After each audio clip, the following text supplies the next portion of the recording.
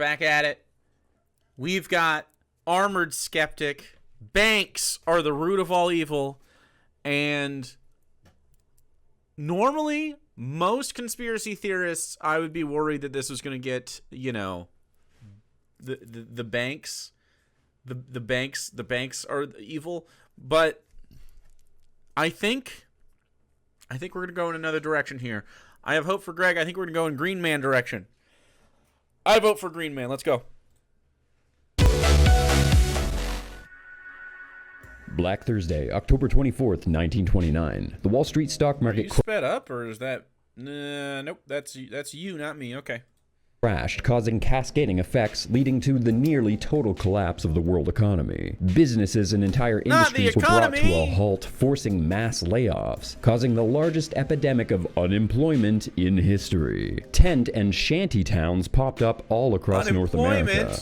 But a human's desire is to be employed. When you were a little kid and you were like, man, I hope I'm employed one day. People who could no longer afford a home were collecting into little communities at first, but as there would be no relief to the financial crisis and limited food supplies for scattered populations, the next decade saw a giant migration of people out of more rural regions into the city centers. Almost overnight, most of the population went from living a more small-town lifestyle in a somewhat remote community to living a modern lifestyle stacked on top of each other in apartment complexes in business and commercial centers. All of humanity's entire mentality and worldview changed to adapt to this new lifestyle of the rat race, climbing over each other to survive in an overpopulated, underfed, underpaid city. And after World War II, everything would only get worse. That's World War II. There it is. And the population inflated at an astounding rate, and this should have allowed for the rural regions to repopulate. For a stronger America, this would have been the perfect time to populate the heartland. But politicians didn't want to give up all this new population-based power that they accumulated in the 30s and 40s, having so many people flock to their cities to work their factories. Politicians didn't want to give up the money train of new developments replacing old developments, or the spike in taxes created by gentrification and the competition for living space, or the incentive for businesses and It was weird to frame that as a let's populate the heartland, though. Populate it. Like, obviously people are going to conglomerate in cities sometimes, though. That would happen in any society. People gather.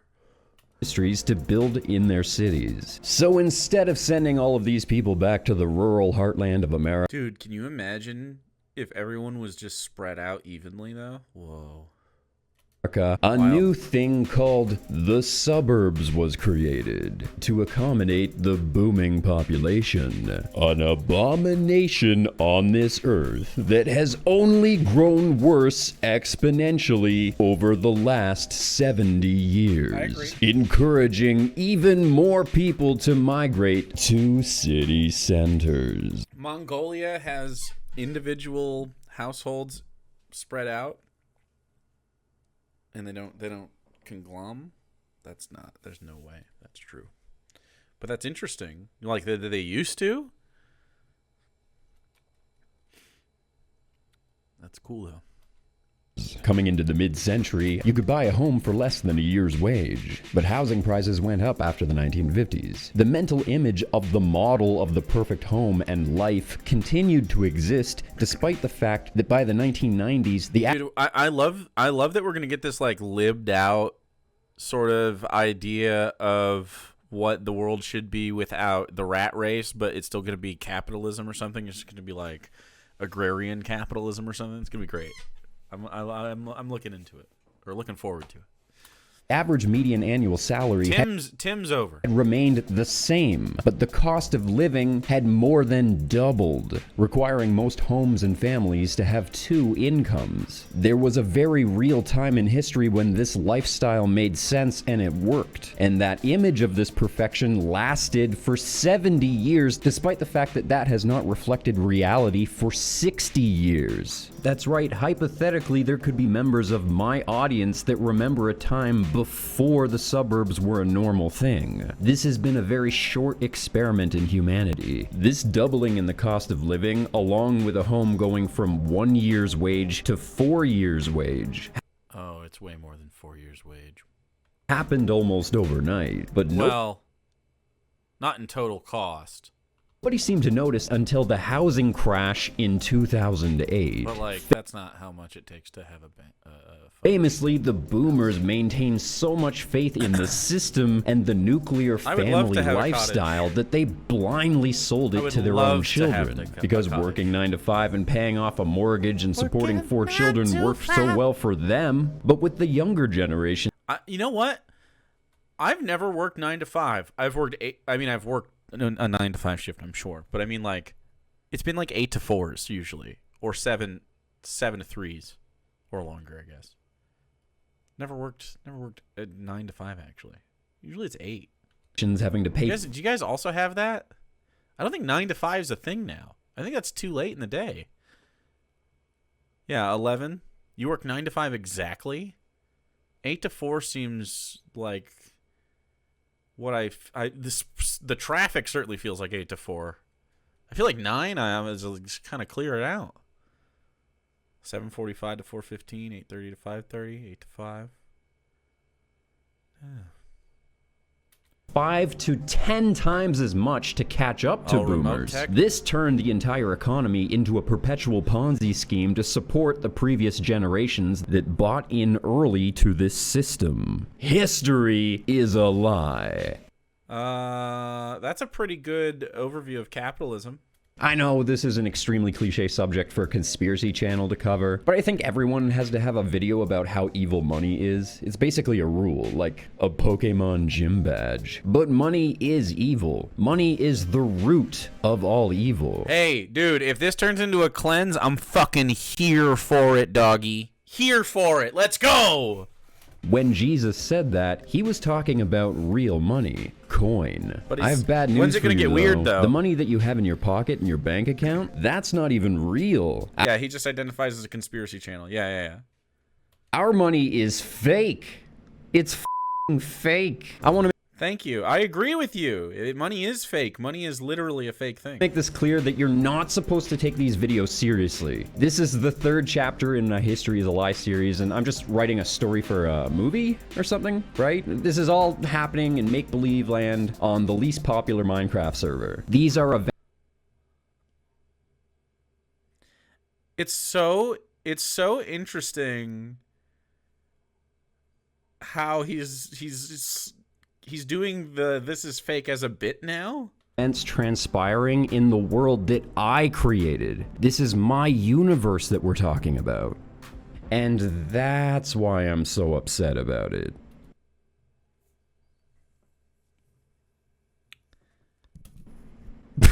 But before we get to that, a word from our sponsor, Raycon. Okay, look. Oh, fuck, man. We're looking bedraggled. Okay. So, Dave, I did it. Fuck. All right. It's happening. It's in me. Something's happening. Something's happening to me. Am I aware, Dave? Did he bite me through the internet? And it's a full moon, and now I have this like tick in me that will someday, like, it's gonna come out. Anyway, Greg is looking like shit here, but he has toyed with the idea that he might be the center of this whole conspiracy thing, by the way. He has toyed with the idea of like, oh, actually I'm the main character. About. And that's why I'm Minecraft server. These are events transpiring in the world that I created. This is my universe that we're talking about. And that's why I'm so upset about it. But before we get to that, a word from our sponsor. Yeah, I don't really want to give that no matter boundary life. The right no some consider they all give and cool stuff. That below 15 You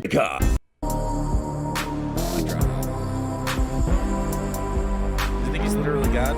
In my early days at YouTube, I ran into a guy that thought he was Jesus and Satan. His name was Stephen Christ. Talked about him before. Got cursed with bad dreams. I actually had pretty dope dreams.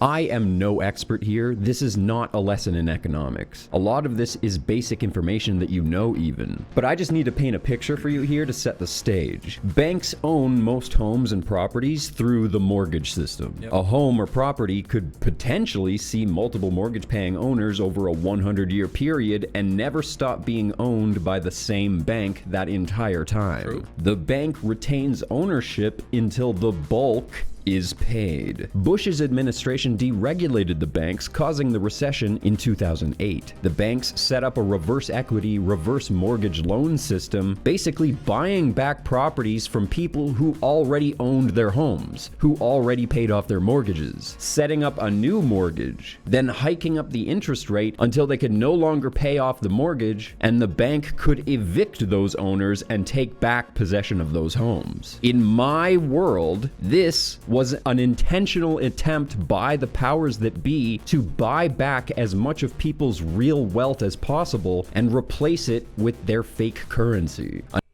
Uh-oh. Real wealth? Like, well... Okay, yeah, kind of. Yeah, I mean, I think he means property. Yeah, I was worried we were going to get into, like, silver and gold and shit for a second, but no. I think he means property. Like, I agree. It's not a conspiracy though. This is just how capitalism works. Like it's motivated by greed. It's not like they're not a cabal. They're just greedy worker ants, and they all sort of are, right? Because that's what the system does. This is anti-capitalist. An evil power move to gain control of North America's land. Good thing that's just fiction. This compounded with several other issues, such as banks lending out overinflated mortgages to people with bad credit, causing the entire housing market to crash, leading millions more to foreclosure. This isn't even a conspiracy theory. For years, a vast sea of empty homes and condos just sitting there, not making any money at all, not selling, just depreciating. It made no sense. No, it does make a lot. It makes so much sense. What do you mean? Because it's not about the ethics of housing people. It's about extracting maximum wealth. A wasteland of empty residences. But they're not selling them right now. Yeah, but they have enough money. They have enough money to wait until they can make them an obscene profit. Why make a little bit of a profit when you can make obscene profit? Because pretty soon, all people got to go somewhere, right? They're gonna own all. Like Berkshire Hathaway is at the center of this kind of shit. The banks could have made money by extending the payback periods, or they could have employed other strategies to continue to milk money off of those homeowners. No, but that's not how they would make the most money.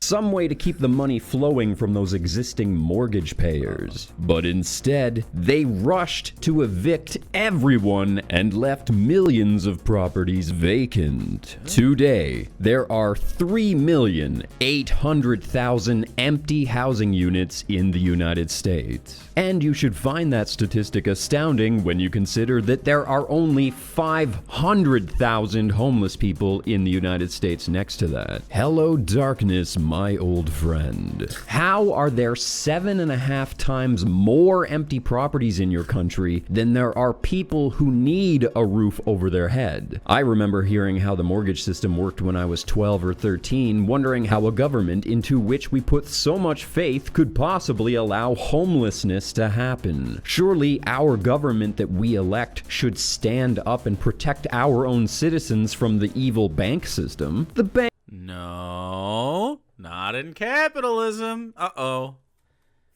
You'd think Greg would just become a communist. Or just a leftist. Nope. Moon's flat. Banks don't run this country. Yeah, it's all this is probably going to be based until it's got to get weird, right? Maybe the government runs this country, and the government's goal should be to build a strong, healthy nation. The government oh, how naive I was. Yeah. on this Minecraft server. The banks, of course, have no interest in alleviating this issue. Why are you say? What is he doing? What is the bit on the Minecraft server? Why does he keep doing that? Did he not understand why people would say in Minecraft or something?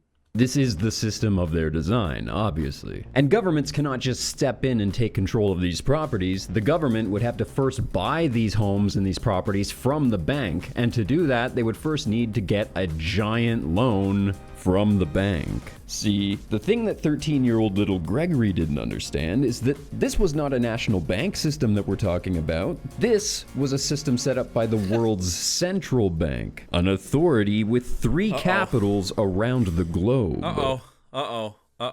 Nope. This is where we lose it. This isn't how money works. Central bank. Okay. Damn it. I guess I should have gone to school for finance so I could debunk all of this. We'll see what happens. The goal of this banking system is not to build strong, healthy nations. The goal is to keep everyone struggling to earn money so that the banks and the governments that they control can remove all of your wealth from you. Okay, the banks don't control the governments. The governments control the banks. You have it twisted. Like, the banks, money controls the people in government, but they need each other in this facade, the fucking, like, okay, everyone obeys these systems they've put in place. It's madness. Everyone has rules, and as long as we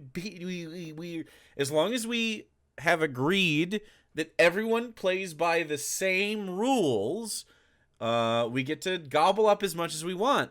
But sometimes they have found out that while we're all playing this game, that they can twist the rules, that certain brackets get different rules. You know what I mean? They get different rules. And as long as you don't fucking turn on anyone in the 1% with you, then you're good to go. And that's why they all. This is what you need. I think what Greg needs is a good old understanding of how classes work. A good old understanding. We should bet on if this gets anti-Semitic. No way. I'm not gonna put that on him. It's not happening. The purpose of money is to keep money perpetually flowing from those who have no power to those with all of the power. The economy is a steam locomotive, and the money is the coal. Your local bank branch is the coal bucket, and the central banks are the engine. And we, ladies and gentlemen, are the ones shoveling the coal. That's right. So we should just say, nah, never mind, and not do it. We should just not do that. Deluding ourselves into believing that we'll ever get to own any of it. But is that how the world has to be? Does that make sense? Could there be another system? I hear helicopters. Wait. Money, legal tender, currency used to exist as a He's going to be an anarcho-capitalist. representation of some sort of good or But maybe not. Anti-money? Nah. Is he a commie? service that had already been done, usually a chunk of precious metal, silver, gold, something relatively tangible or feasible that has value and can itself be traded. Actually, let's have baby goat. Sure, I'll keep it. Cute baby goat. Wait, why did I move to my face? You don't want that. You want baby goat. Okay, everyone look at the baby goat, but also we're talking about this, but we're going to look at this, okay? But we're talking about money, coins, moolah. But we're looking at baby goat. I could foresee a situation where we use like currency. All right, everyone look at the coins for just a second, all right? You guys, hey, if you're good, you get baby goat again. I could foresee a situation where we have essentially socialized everything of importance, and we have essentially a section of society where we have stuff we don't need but stuff we want. Burritos and new shoes and your favorite, the newest Matchbox 20 CD. The newest one. And I could foresee a situation where you have like a money thing happening there. I also don't care if that happens. I don't care either way. Like, there's a lot of commies, a lot of lefties that are really precious about this specific thing, like currency. Baby goat time. Because we're in the commune now. So in the commune, if you have a baby goat and I want a baby goat, I could totally understand how us commies would be like, well, just have one then, right? We don't have to get compensated all the time. You just have a goat. But I also understand how someone maybe makes bespoke PlayStation 5s and wants a few coins every once in a while, or a baby goat, but probably coins, and like, I don't know, not everything's barterable. You feel me? Like, you're gonna barter every time? I'll give you a bagel for a blowjob. You feel me? Like, I don't know. Sometimes I just feel like there's too much capitalism in this version of society. I don't know why us commies even argue about this. We're not even close to getting rid of coins in our life. We're always gonna have some form of fucking currency. I mean, bits. We're gonna vote on stuff. We're gonna always have like statistics, numbers. Even if it's not gonna be this, it'll be something else, likes and retweets. We count stuff. We're little counters. We're little guys. We like little units and numbers. It's a thing. I could foresee us still having a money system and it being totally ethical if everyone is taken care of. I have no problem with money hypothetically. You know, like, you don't have problems with your D&D campaign having gold. It feels good to have it. You don't need it to survive necessarily. You could go forage for fake berries. But, like, you know, we don't gotta be precious about it. What we should be talking about is this baby goat and how to get to a place where all of us can have cute little baby goats. I'm sad that I gotta press play. This little guy is just gonna leave because when I press play, that's the end of this part of the video with the baby goat in it. So 12:32. All right, chat. I'll tell you what. 12:32. I will remember where this baby goat is, and if you guys happen to get a little clapping cheeky things happen, not only will I return to this baby goat, but I will watch a baby goat video with all of you as a little cleanse. If I had possession of a goat that was technically I literally owned by cry another when I see baby goats. I love goats person, so much. I might have to have a legal note written up worth the value of one goat and give that note to the person to who that goat belongs. Back when the economy was comprised of tangible, tradable goods, people would just hold their wealth forever and ever, generation to generation. Yeah. If you went to a central vault facility and gave them all of your gold and silver to safely store for you, the vault owner would give you a legal note worth the value of those precious metals. At first, if you wanted to spend that gold, you'd have to go back to that vault with your legal note and trade it in for its value in gold. After some time, people got lazy. They stopped going to the central vault to get their gold and instead would just trade those legal notes with each other. That is not like 100% accurate way that like legal tender became a thing, but it's also not like 100% inaccurate either. So, sure. One day, the vaults decided that since they're it sort of happened this way a little. holding everyone else's gold and everyone else is trading notes now, the vaults should print their own notes and back them on the promise of all this gold that they're holding for everyone else. And holy shit, this is when things really went to hell. This was the inception of fractal credit lending. Banks could just print whatever they wanted and say it's worth whatever they want, introducing a currency into the economy that was technically backed on thin air. Like, we've had legal tender long before this, okay? The fractal banking system, you know, this is obviously more sophisticated than ever. Although to call it sophisticated, just convoluted is maybe the word to use. Handing out loans to... Like, look at how much trouble you have to fucking go through to make this shit even barely work. Capitalism is a shit show. Look at this. Literally, people were like, okay, well, we'll just make fake things too. And we'll just say we have the fake money because it means that we have that. And they're like, now they have to go through all this trouble to make money that looks like this so no one can counterfeit it. It still happens, but And now it's all digital, so like it's even like kind of also in a weird space. People through a system of credit, This is so banknotes. This all came to a head in the late 1970s when the Federal Reserve took over in the United States. There's no reason to do this. Like, we're all enslaved by this system that we decided to do. It's like, you can just stop playing the game, right? We can play a different game. You don't have to play NBA 2K every single day, Jake. You can switch to MLB The Show. Now there's more money in the world than there is gold in those vaults to back it up. This is called fiat currency. Actually, it was Jedi Survivor. And almost all currency we use today is backed on thin air exactly like this. A system of agreement we all follow, created by the banking system. One day we just let the banks be in control of all of our money. You see what it says right there? The banks? You see what it says right there?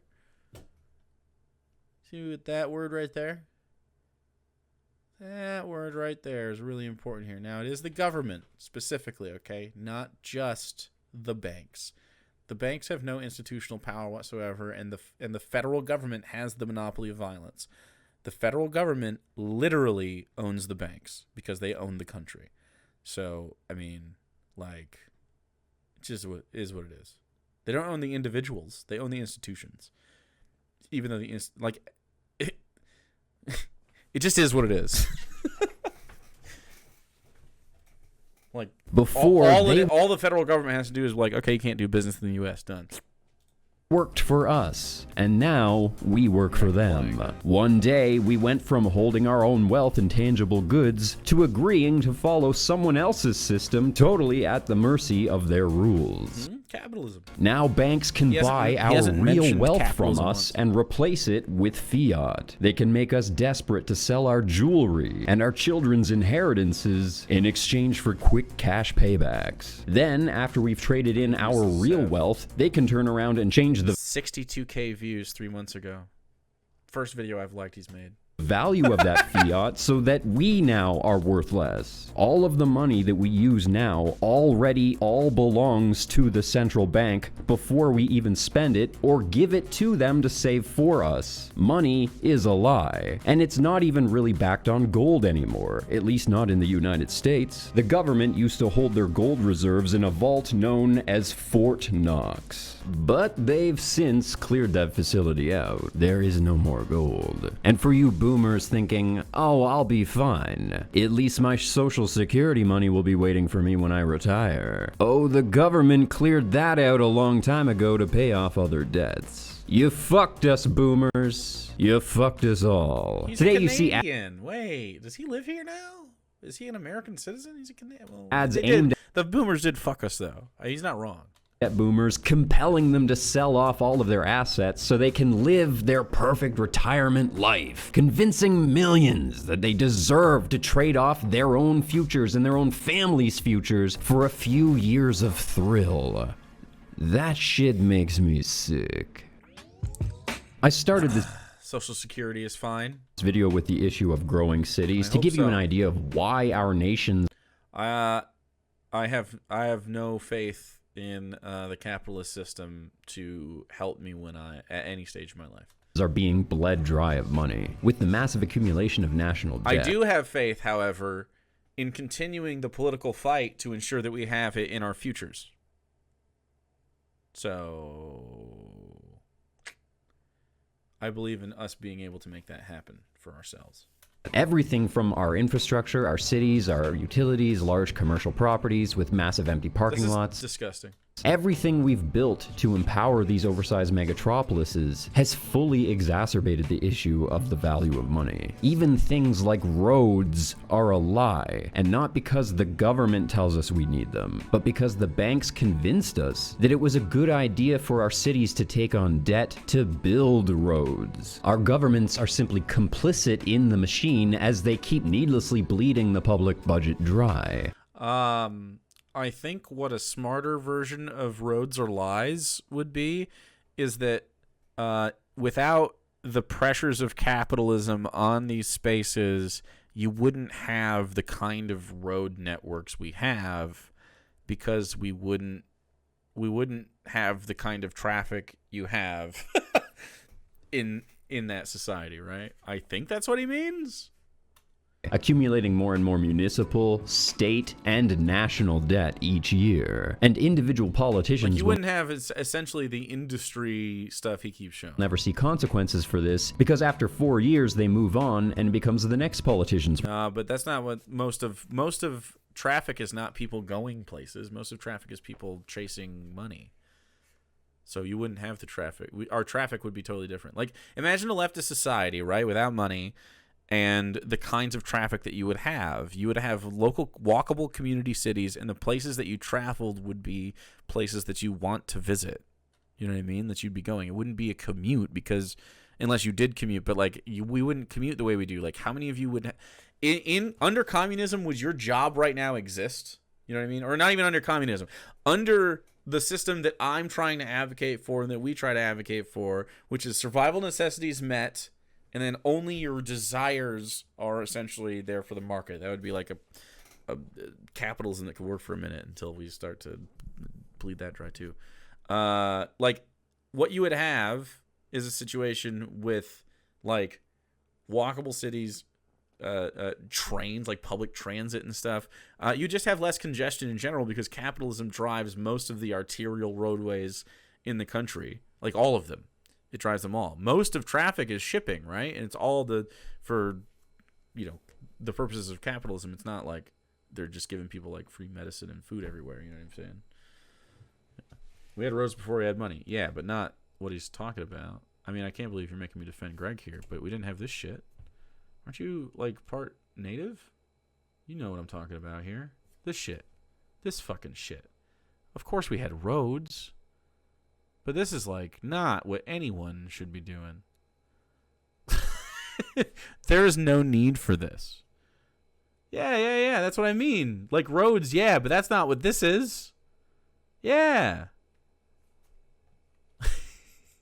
To build roads. Our governments are simply complicit in the machine as they keep needlessly bleeding the public budget dry, accumulating more and more municipal, state, and national debt each year. And individual politicians will never see consequences for this, because after 4 years they move on and it becomes the next politician's problem, over and over and over again. Cities are basically giant Ponzi schemes designed to perpetually accumulate debt. I am not being hyperbolic. There is a 7-part video series on this concept called Strong Towns that I strongly suggest you watch. This is 100% real and is supported by years of data. The Strong Towns video series is a brief summation of that data, and this is going to be a summation of that 7-part series. Well, I don't think his conclusion that we wouldn't have any cities. I agree with you. Yeah. I mean, cities are obviously not a thing that you can stop. But like the American city, the capitalist city, like obviously it would be totally different. But the roads would be different. Like this is what we would talk about. Towns would totally fucking happen.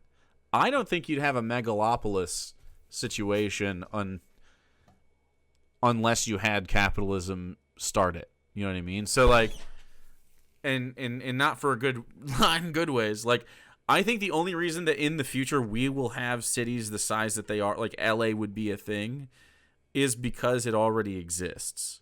Like, I think you would have much more, like, spread out, just based on just, like, the way that we build things, right? Because, like, I watch a lot of, you ever watch City Planner plays? He talks a lot about how cities are determined to, like, how just cities are structured in general, and it all revolves around capitalism, and he has to fight tooth and nail to get like public, like civilly useful things like parks and amenities for schools and walkable areas and stuff like that. But like all of it serves capitalism. If there's not money in it, and there's not any, they're not going to plan for it. Whereas, you know, if our goal is to make a city we all want to just enjoy together, like it's a little different. And not for nothing, I think we'd still have some form of economies. I have no problem with large gatherings of people. I love that. I think we'd still have cities for sure, but yeah, I mean, we wouldn't I don't know anything about this series, by the way, but we wouldn't have what we have now. So please forgive me here if I leave out a little bit too much information. London and Rome and Cairo predate capitalism. Yeah, London in the way it does now. They all had money, but it wasn't about. They didn't have anything like this though. Like Rome isn't like this, isn't like the sprawl though. You know what I mean? Like that. Oh, whoops. Why is this? Oh, never mind. He was zooming out. Rome isn't this. Rome is a much more reasonable thing to look at, and so is London before the Industrial Revolution. In which case, it was fully capitalism that did it. You know what I mean? Like, I hope Greg doesn't think that we would have all spread out and not been in any city ever. I don't think that's what he's saying. I think he means like the way they are, but I guess I could be wrong.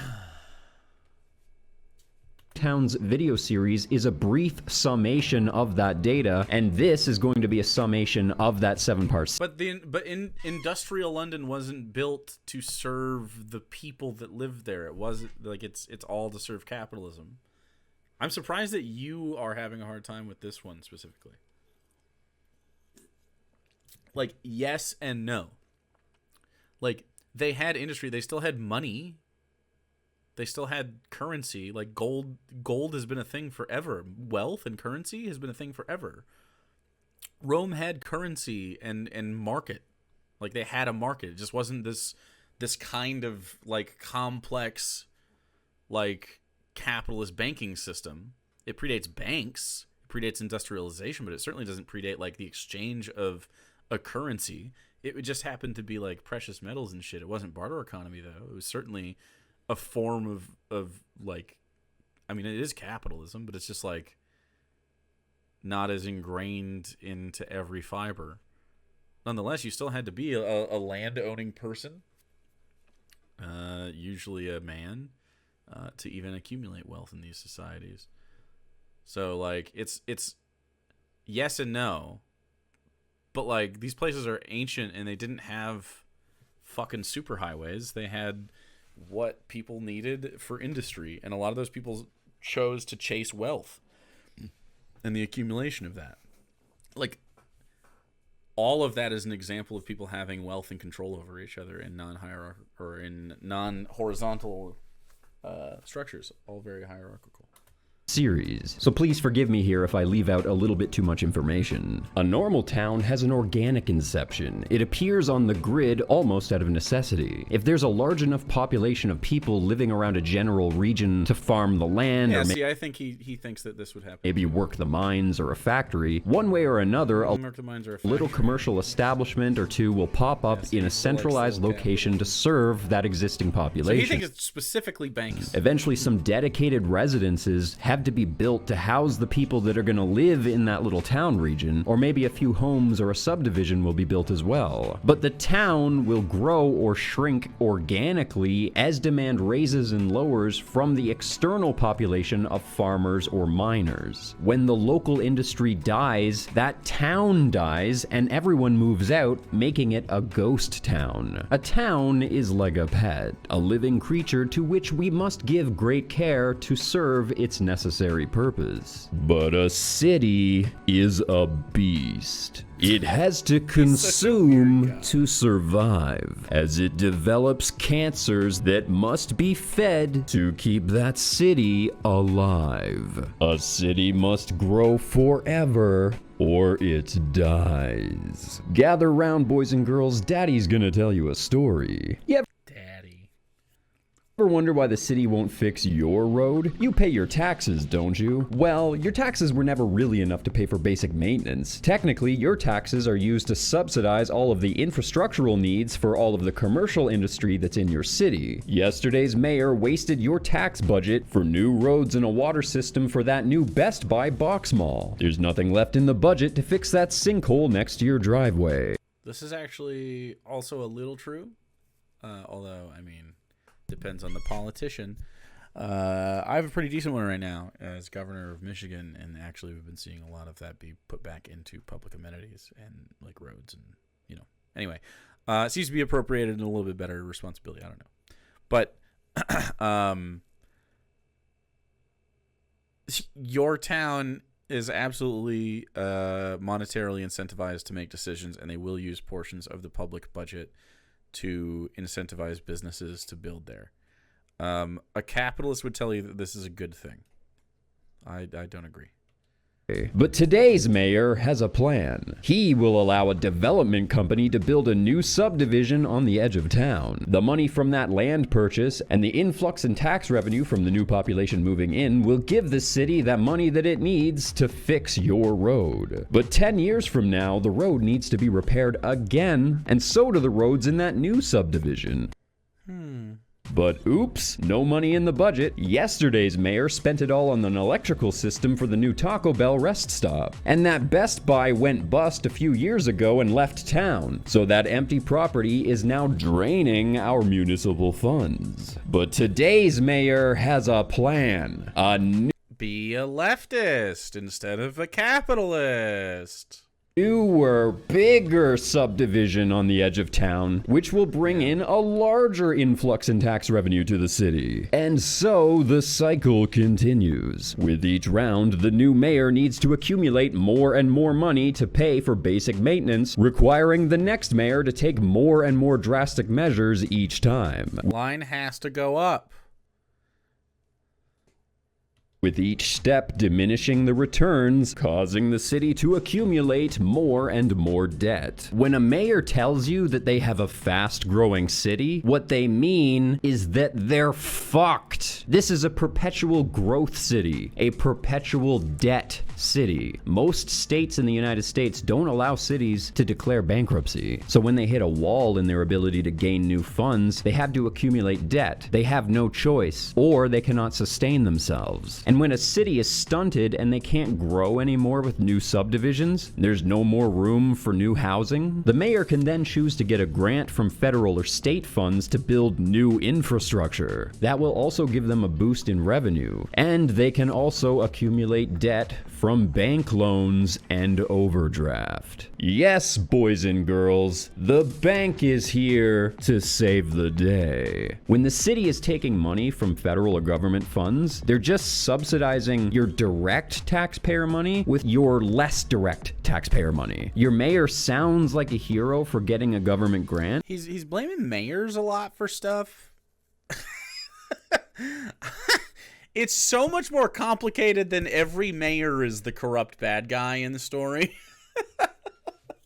But you're still paying for that with your own taxes. And by taking that grant from federal funds, your city is contributing to the national debt. The nation that you live in, you idiots. That money does not just appear out of thin air. And these cities cannot just raise taxes. The issue is way too big for that. But what's worse than that is once the federal government has paid for whatever the hell new infrastructure you've just built, as soon as the bill comes along for maintenance, guess what? Your city has to pay for that too. This monster is out of control. Someone needs to tear your city down. And ultimately, the federal budget is entirely out of control as well. Currently, the United States federal government is $32 trillion in debt. And it means nothing. It's not real. It doesn't matter. And that climbs faster and faster every day. There's no feasible way that this debt could ever possibly be paid off. This is something from which you can never recover. Yeah, and I don't care about it at all. It means nothing to me. And this debt is only growing. And the more that the debt grows, the more interest that the federal government owes the banks. So what does the federal government do when they hit their debt ceiling and they run out of money? You bomb the countries you owe money to, and then you don't owe it no more. That's what we seem to be up to. That seems to be the plan. The federal government can't just take out $1 trillion loan from their local branch of the Bank of America. That money doesn't exist in the economy yet. The banking system needs to create credit and print it out into a physical currency to add it to the existing currency in circulation. And this is where the Federal Reserve comes in. The Federal Reserve is ultimately responsible for all the American currency in circulation around the world. But printing money doesn't just add value to the economy. It's not like new money automatically just has the same value as existing bills. I mean, it does, though. But it doesn't, but it does, you know? Printing new bills lowers Like, the technically, yeah, but it does. value of money you already have. So now you have to pay more money to get less things. One of the driving forces of inflation. Really, if you think about it, each old Most of this shit's digital now, though, dude. dollar and each newly printed bill represents debt. Each dollar represents less than a dollar as the bank actually owns it from the onset. The federal government has to pay all of that new money back eventually. So with the interest that the government owes the bank, you can say that functionally the Federal Reserve is keeping a large chunk of the new money that it's printing for themselves right off the bat. Who's they? The people that work at the Federal Reserve? It's not they, it's just like the stupid fucking system because it doesn't make any sense. It's not a viable system. It's like, okay. I don't know, you ever play a game system that just doesn't make sense and it sort of snowballs on you? And you're like, oh shit, no, that doesn't make sense. Oop, did the wrong thing there. Like, this is the same thing. Like, fundamentally from the inception, capitalism is a flawed system that will not work on the grand scale. It's a cute little made-up system where if you're just like, okay, a coin will get me something I don't need but want, boop, it would be okay. Because people wouldn't clamor for it and fight over it like crabs in a bucket, at least not to the extent we do.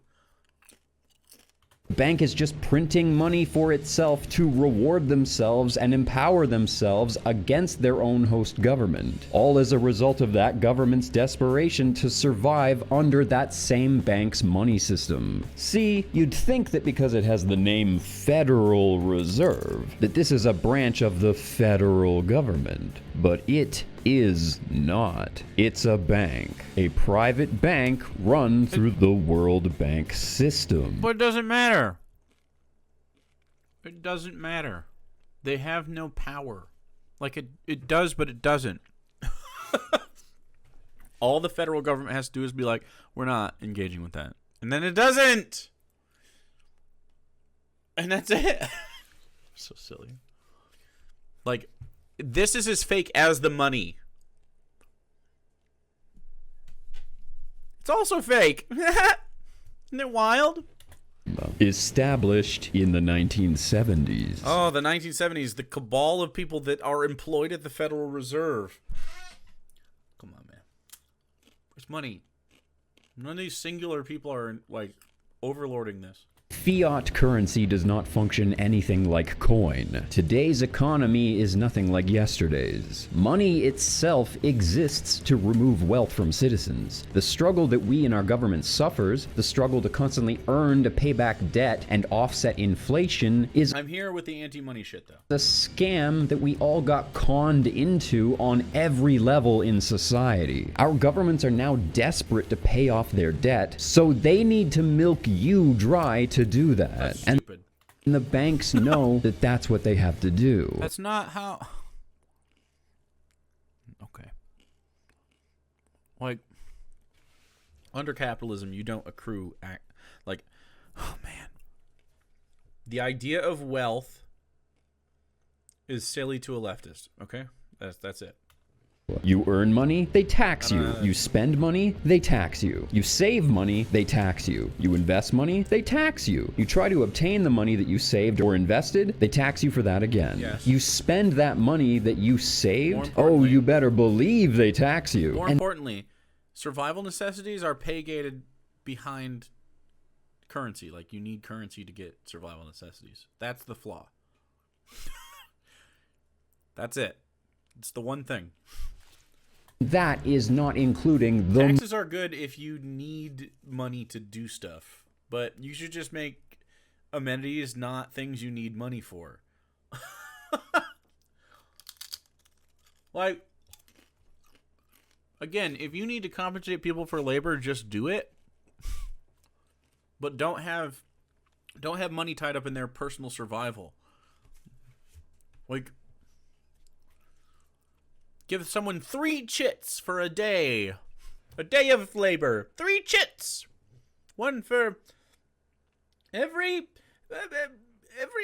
snack time. Yeah, I don't know. Multitude of bank fees that you The commune has snack time. pay for transactions. The bank even charges you money for not having enough money. Tell me that that is not the very definition of evil. You are only given money so that they can take it away from you. You are given fake fiat currency in exchange for your genuinely valuable time, labor, and family wealth. True. Accounting for the national debt, every taxpayer in the United States currently owes the bank $250,000. And that keeps growing as your cities keep growing and the money machines keep printing. Money machines go brr. This is the beast that you have created. The point of the system is to struggle against the current forever. We're just little bitches shoveling coal. He shows a picture of a fish and then decided to write, "We're just little bitches shoveling coal." No idea what your direction and writing team was thinking here, Greg. The lie is that money has any value at all. In a perfect world, all of these issues would never have to be resolved if cities could just keep growing forever and accumulating debt forever, and the banks could just keep printing and inflating currency forever, and the government could just keep paying back that inflated debt forever. But I think that we can all see the problem here. Eventually, there has to be a natural breaking point. Eventually, the universe is going to have to just step in and say, money doesn't work anymore. It's broken. It stops having value today. One day, the golden bull will simply lose its head, and we will have to learn how to trade again. Our only other option is to trust that one day the banks will just replace this system with a new system. Oh, fuck.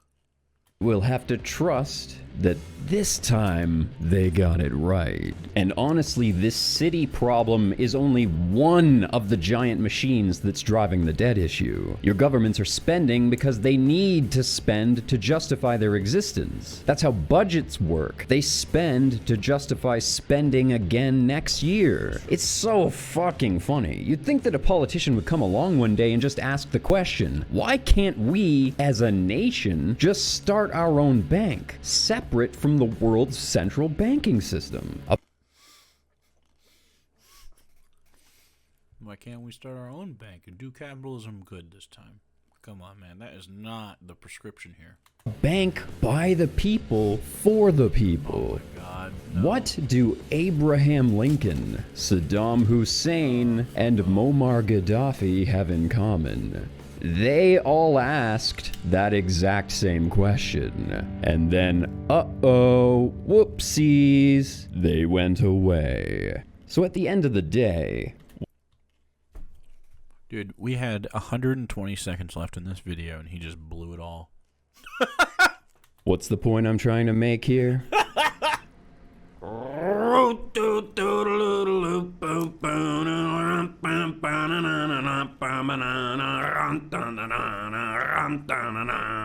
Hinged. Very hinged content from the guy. Okay, so a 28-minute video about how capitalism doesn't make sense. And his prescription at the end was restart capitalism with a new bank.